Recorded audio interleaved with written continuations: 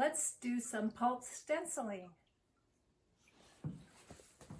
So pulp stenciling is pushing pulp through a stencil. So these are just plastic stencils.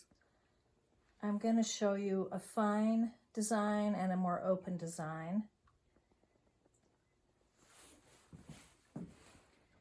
And I'm stenciling with some very fine flax sheet pulp that I beat for 5 hours in my Hollander, really hard. So it's pretty fine. There's nothing added to this pulp. And I'm just going to spoon it on. It works much better with an open design like this. But you'll see the difference. My base sheet is a combination. I'm using up some leftover pulps. It's a really fine flax, cotton, and abaca combination.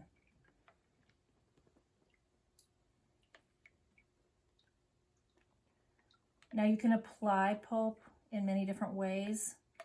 I find this spoon to be the most even application. You could try pouring it on or squirting it through like a ketchup bottle. And then the trick here is to let the pulp settle and completely drain into the base sheet before you lift the stencil.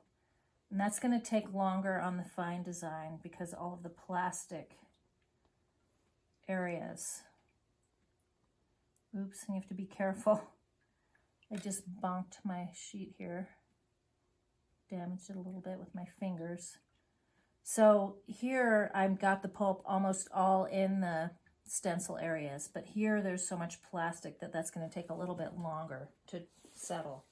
Now I know from experience that this is going to lift pretty well, but the stem is pretty thin, so I'm actually going to push some of this pulp into the stem area so that it doesn't pull away when I lift, because some of that pulp is spanning over the stencil into the hole.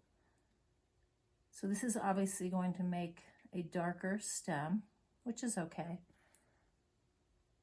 And then I'll use a tweezer to carefully lift this.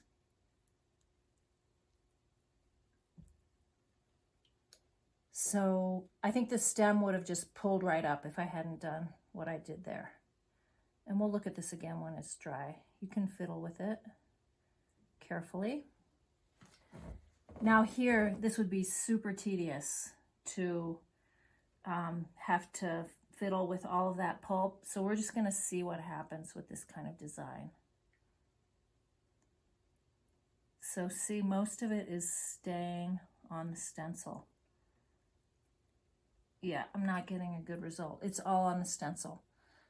So even a really finely beaten pulp, 5 hours, isn't enough to make it work here.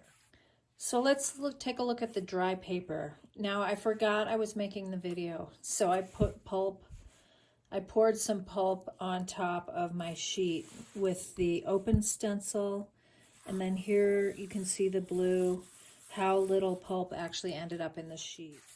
So the pulp went through this stencil much better. Remember the thick stem? It doesn't actually look that different. It just depends on the pulp and the pigment. And then this was where the pulp really stuck on top and lifted off. So only a little bit went through. So you really have to play with refining your pulp, and different pigments behave differently when they're added to the pulp. Lots of variables. Here are another couple that I did with the more open designs, and I had a little more success with a closed design. Another one.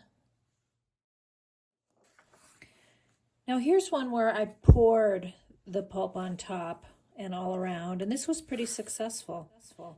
It's the same. These are all with the flax recipe.